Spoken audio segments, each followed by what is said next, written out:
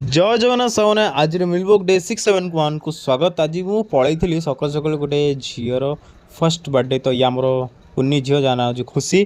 तो ये आप देखिए ये आम छोट झील पूरा गोटे एक्साइटेड हो गला से केक देखी जहाँ भी हो पिला केक्रे गोटे अलग ही आशा थाए।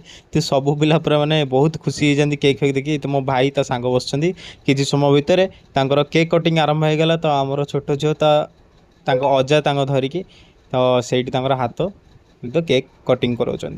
तो सांग मैंने सी भी पूरा खुशी समस्ते खुशी पूरा माने से समय भी बहुत सी भी किसी समय नर्भस। तो आप देखिए सांग मैंने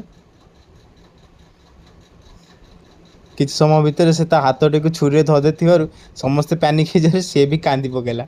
लास्ट को ताकू आमको कौन करा पड़ा सी भाई पूरा टेंशन ता भाई ताकू टेंशन नहीं कहले कि कौन है पुणी ताकू तो पार्टी बड़मा ता मम्मी था सॉरी ता मम्मी ता पार्टी केक पूरे देले खाली कि पार्टी चुगले। तो ये बापा धरिकी आसीगले यार बाहर को।